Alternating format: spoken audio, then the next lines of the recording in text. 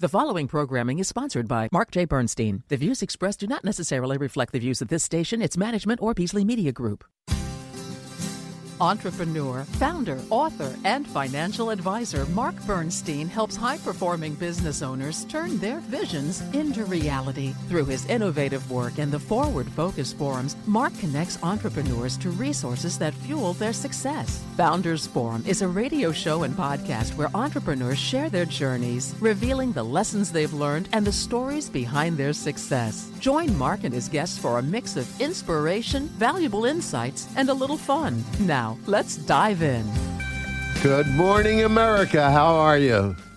It's a cloudy day, but we're feeling great inside the studio today. And we have Ryan Sullivan is with me again today. How we doing? He was on our last show, and Ryan is he is the founder and CEO of Podcast Principles. And our guest today is Sandesh, and we will formally introduce him in a minute. And we always have a topic of the day, and I just mentioned this. We talked about getting to know people deeper on the last show that we did with Ryan, and a book by David Brooks on that subject. And what I love about this show is the more I talk to people, the more I get to know them. And in talking about for our guest today, for Sandesh, we were talking about what passions do you have? Because, we have some very serious questions we're going to ask him at the end. But so what passions do you have? And he lit up and he said, "Oh, I love the fish." And Ryan said, "I love the fish too." So I realized there's a little topic there, which is because people, there's an allure. There you go. Another pun. Oh, wow. Because Sandesh said, by the way, he's hooked on fishing. So we got all these little puns going. So there's an allure about fishing, and that I have, but yet I'm not a fisherman. I've done a little bit here and there, but it's one of the things I aim to do at some point. So I'm going to ask Ryan first, and then we'll do Sandesh, and then we'll introduce him formally. So you fish. What do you do, and what is the allure to you of fishing? Yeah, so, I grew up on this. I grew up in a super rural area, so, that's something that everybody would fish, hunt. That was just very normal, right? It was almost weird if you didn't do that. But my dad also was really into it. He would go to Thousand Islands every year and go fishing. So now I bass fish a lot because I live in South Jersey, and there's a lot of bass fishing there, but there's also pike and pickerel and a little bit of everything, catfish, but I love to see bass jumping out of the water, so that's it for me. That's what I enjoy, and I just like the kind of serenity of it. Nice. Serenity is one of the things that appeals to me about it. Sandesh, how about you? You do a different kind of fishing we just talked about, so let's talk about that. Yeah, I think for me, anything, you put me next to a body of water with a fishing pole, that's all I need. I think that's like the Zen moment for me. I forget everything. All the worries in my life, it goes away, it just disappears. And I can just sit there for hours. And my last cast, if I do, then there's another 30 minutes after my last cast, when my real last cast is, So it's that way for me. It's just the Zen moment when I pick up a fishing rod and go. It doesn't need to be a particular fish. It can be anything, So serenity, Zen, I love it. Did you start that as a child? How did you come about? Yes, I think, Ryan, you make a good point. We all, I think, pick up from what fishing lures our dads tell us about their, success stories about fishing. And for me, it started with hearing about his fishing expeditions or, success stories. So we used to go for vacations every year to his ancestral home, and it was right. His house was right next to a river, and for 1 month, it was like pure fun for us. Me and my brother, we used to be there. You put us like if there was 48 hours in a day, we would be there like 40 hours. Where was that? River. Where did you grow up, by the way? Where did you? So I grew up in Bombay. Which is now called as Mumbai. Mm-hmm. But my parents, my dad came from a state called Kerala, which is It's called Heaven on Earth. It's called God's Own Country. Wow. And it's unbelievable. It's like if you were to fly in a plane and get down, you would feel like you're landing in Amazon jungle. It is Really? so lush. Is And that there it was. South India? Or? South, yeah, Yeah. it is. If you imagine the peninsula, it's on the south west side of India. Very nice. It was like the best time of my life. Nice. That's where I picked up fishing from. Nice. So we learned a little bit about fishing and the benefits to the human soul of it today. Absolutely. So Sandesh Sukumaran is the founder and CEO of Outcome Logix, a tech-enabled staffing firm recognized as a Tech 50 finalist by the Pittsburgh Technology Council. He's coming to us from Pittsburgh, Pennsylvania, by the way, the other side of the state. With over 2 decades of experience in technology recruitment and enterprise talent solutions, Sandesh has built Outcome Logix around speed, precision, and innovation, leveraging proprietary tools like screen talent to deliver expert-vetted candidates faster. A self-funded entrepreneur, he's passionate about transforming hiring through competency-based screening and has worked with major clients in retail, banking, mortgage, utility industries. Sandesh is also an advocate for responsible AI in hiring and is actively building peer networks for senior IT and business leaders. So welcome, Sandesh. Thanks, Mark. Formally, nice to meet you, Ryan. You as well. Sandesh, one thing that I just read that it just occurred to me, you're maybe one of the only tech founders, because a lot of what you do is based on technology, that is self-funded.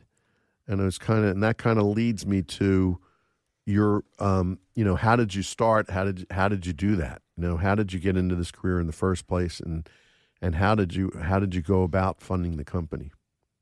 Absolutely. Thanks, Mark, again. Back in the day when the career choices for most of expatriates like me, when we start back home, it's either you had to be a doctor or an engineer. And I chose to be in talent acquisition or recruiting, about 25 years back. There was a big boom.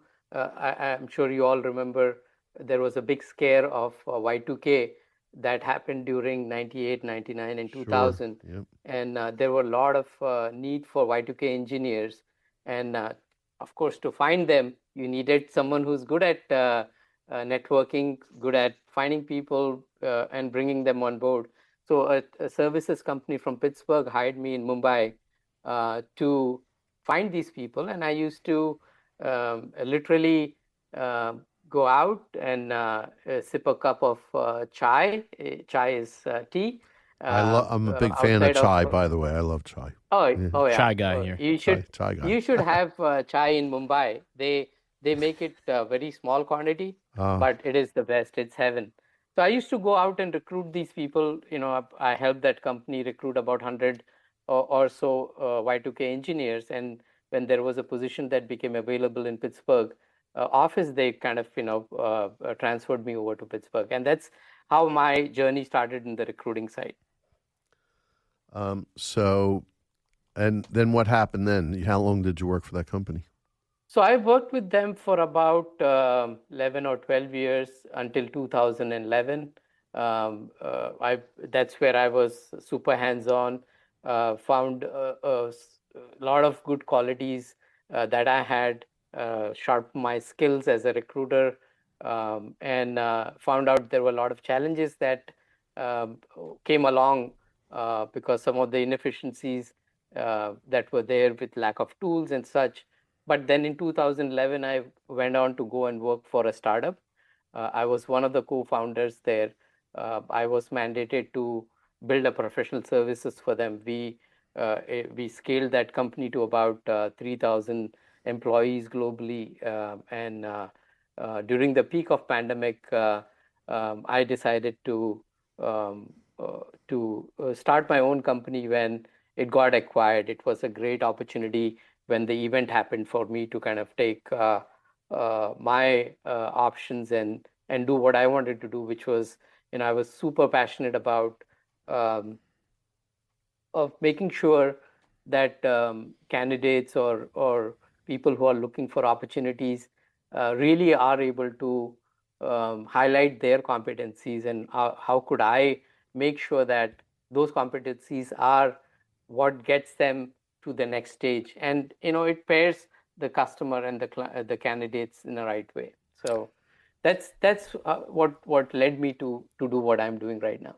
So I want to get back to that, but you answered the funding question. So the options you got from that company is what funded your new company. Yeah, you're right, Mark. So I kind of took that, and of course it would be a real miss if I did not mention my wife had a significant role, because it's very hard to use that fund which you already got in the bank account to Sure. go and start a new experiment, right? Because at that point you don't know what is going to happen. So a big salute to my wife for allowing me to do what I'm doing right now. I hear you. Wow. My wife, I'm on an entrepreneurial journey myself, and she's a saint for a lot of the things I've done that, there were experiments and risks, and she's been through it all with me. So I completely understand that. She's, there's the woman behind the man. Sometimes these days it's the man behind the woman, but whatever it is, it's a powerful thing. Absolutely. So you were starting to talk about what you were striving to do by matching the right talent with the right companies, and you have a unique take on how you do that. You want to talk about that a little bit? Absolutely. So that comes, Mark, from some of the inefficiencies that I had as a talent acquisition professional, right? Um, so what typically used to happen is, when you're, especially if you're working for a services company or staffing company, um, and if you are not a technologist, you get handed over different kind of roles with different skills associated with it, and which often leads to you being specialist in sourcing or finding candidates. But what happens is, when you find that candidate and you notice that they have all the skills or the role mentioned which you were looking for, you got the guy, right? But what is there beyond that is finding out what is the competency level that the customer is looking for. And if you start asking them without knowing it yourself, it's failure written all over it.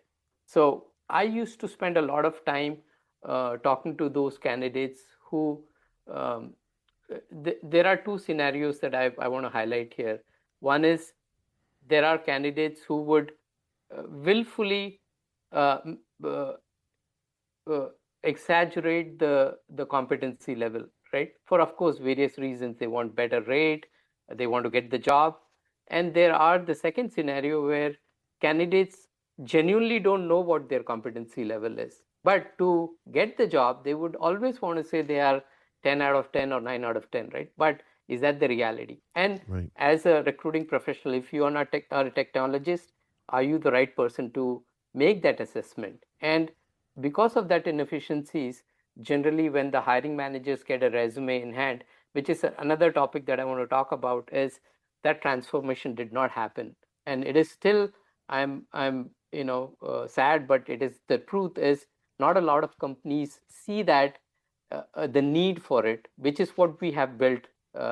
So it is our ability to find these candidates, our ability to use a technologist, not a recruiter, to find those competency areas and make sure that they have the required competency, which is what we provide generally. We're about to take a break, but I have one quick question. Do you must measure the success rate after that? In other words, how many people stick, retention, and I have to think that improves the retention greatly, and that's something that you can present to potential customers. Am I right about that?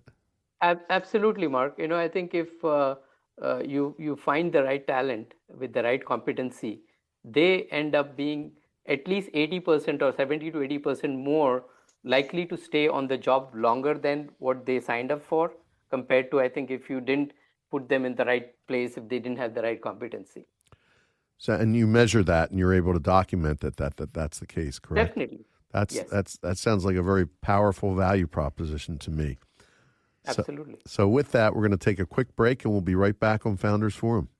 Hiring the right talent doesn't have to be a gamble. At Outcome Logix, we understand that it's not just about filling positions quickly, it's about getting the right skills for your specific project. We go beyond the resume by leveraging industry experts to screen and validate the competencies that truly matter for your team. Our platform combines expert insights with cutting-edge AI to ensure the candidates we provide are a perfect fit for your project's needs, so your team is ready to deliver results faster, smarter, and with precision. Whether you're building out tech, development, or application teams, we tailor our solutions to match your unique requirements. Don't waste time on mismatched hires. Partner with Outcome Logix to streamline your hiring process and get the talent you need every time. Visit OutcomeLogix.com to learn how we can help you hire the right way today.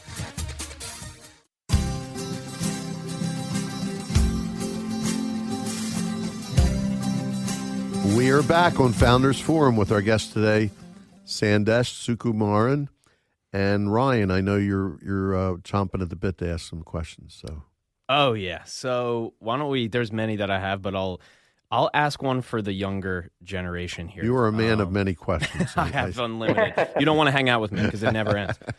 This is why I do podcasting for a living, right? So, what are you seeing for those? Let's just say maybe millennials or even to Gen Z, right? A lot of the topics and conversations around hiring, with say my age group, I'm 26, is they just job hop and they just do they want to find the right company or do they want to look around and experience all these different jobs?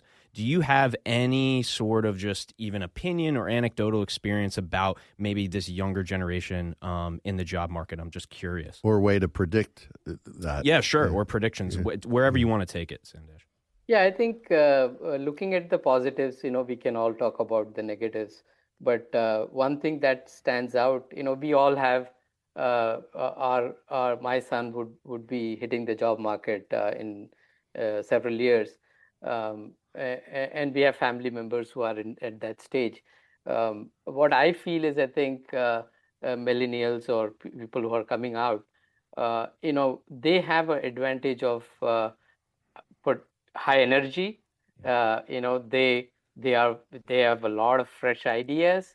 They are not tainted by any past failures that they bring along. If you have, especially I think in the technology side of the world, a lot of customers, they tell us, do not send me anyone who is 15 years or more, So you need those people who are never biased by the failures. They are, willing to take an idea, contribute to it, make it more better, and then execute on it at high energy, longer hours. They do want to success. They want to make sure that they are able to implement those ideas and make it workable. Yeah, and and at any age, that's what any company would want, right? I mean, definitely. That's the mindset. And I think one more thing that I feel that could play into their advantages, of course, they need to be focused, which is what the product, the topic is. Yeah. But AI, I feel, especially Gen AI, would make the experiences a little bit more democratic in nature. The disadvantage a lot of fresh engineers or fresh graduates had is, hey, you don't have the functional experience.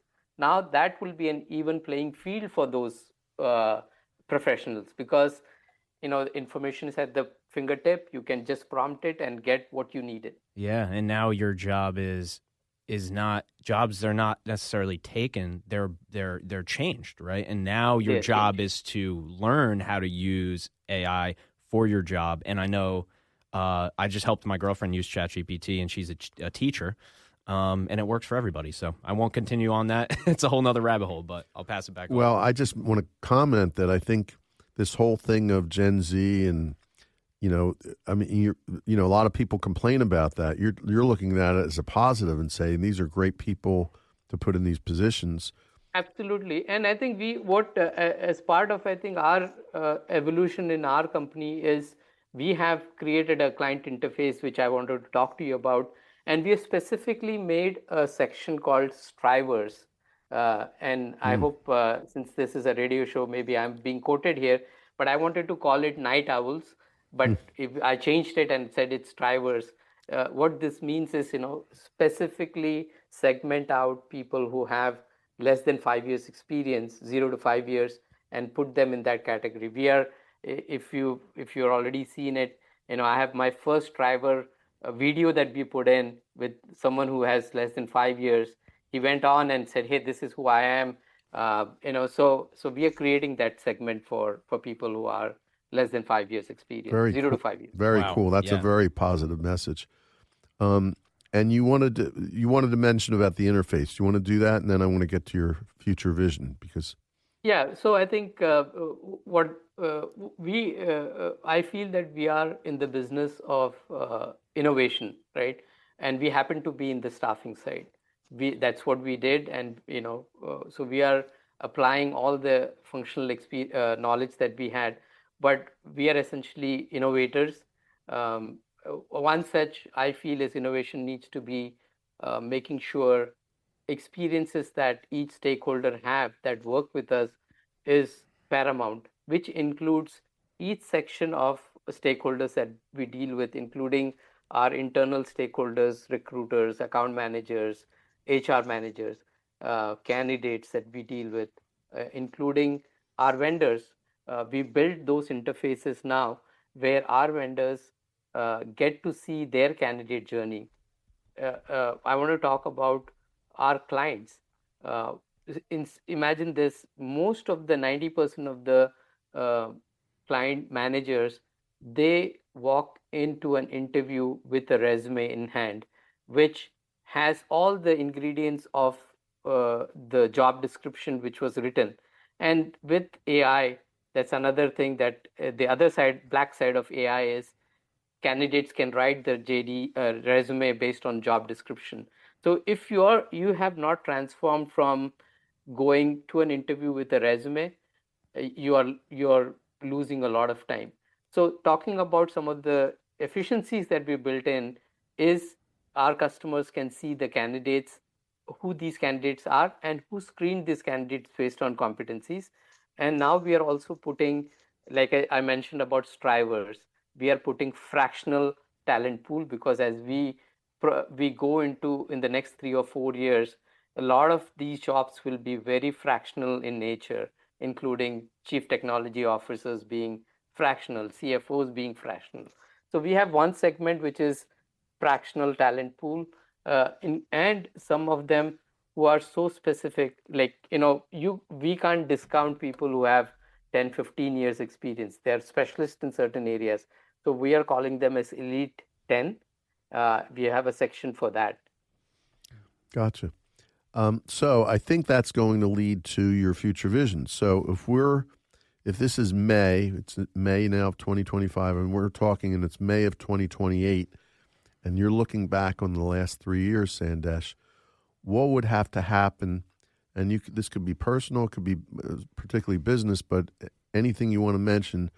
What does your life look like for you to say that that was a successful 3-year period in your business and personal life? Like you mean the last 3 years or No, future? future 3 years. Yeah, the next 3 years. Future 3 years. I Being in the technology side, being an innovator, it is a bug that never keeps biting you. It keeps biting you forever. So what I've seen is, if you are innovating, one innovation leads to the other innovation, and it keeps going. So I see us being, in addition to be the best staffing company in the world, we will evolve to become a MSP, and also a marketplace where you could find fractional talent, or even interviewers who can come in and interview for you. So it would be MSP, managed service provider, and plus a marketplace. Those are the innovations, or it will go into. So basically, to be the best in class through new innovations would be your vision. Absolutely. Absolutely. Anything on the personal side 3 years from now? I want to travel a lot. I Mm-hmm. want to, I think, see going to many places along with my family, Nice. and open more offices throughout the world. Do you have other offices today? So we have office in Kochi and a place in UAE, in Dubai. Okay. Oh, interesting. And how many employees do you have total today? So we have about 20 people here in the US and about 10 people in India. Gotcha. Do you need to staff up yourself further in order to accomplish your vision, or? We are looking to keep the staff. Of course, there would be a 20-30% increase in the staff. But being a technology company, we rely a lot more on the technology side of the world. Nice. Instead of bloating ourselves up. I imagine AI is going to be a big piece of what you do going forward as well. Yeah, we are definitely looking at using AI in a responsible way. We're looking to put a governance team in place to make sure that whatever we do, it is done responsibly. Being used responsibly, yeah. I thought you would say that. Excellent. I'm sorry, I just got interrupted here on my iPad. Let me just, there we go. Sorry about that. So, Sandesh, what, if you were looking back and you could speak to your younger self, what advice would you give you? I would say there's nothing called as 90% in. It has to be 100%. You can't be waiting to be perfect. Start.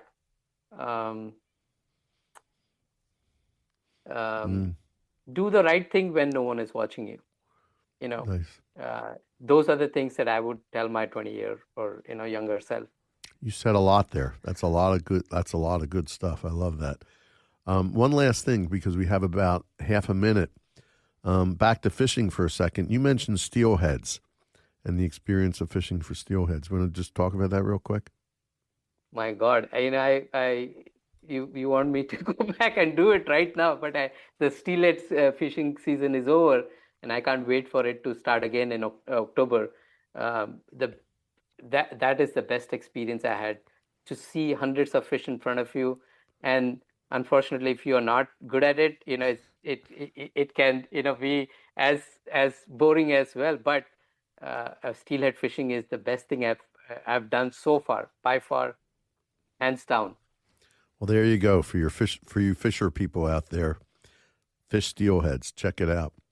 Hey, thanks so much, Sandesh. It's been a great show. We really appreciate you being here, and wish you all the best as your future progress comes along. And thank you all for listening today on Founders Forum. We'll see you next week.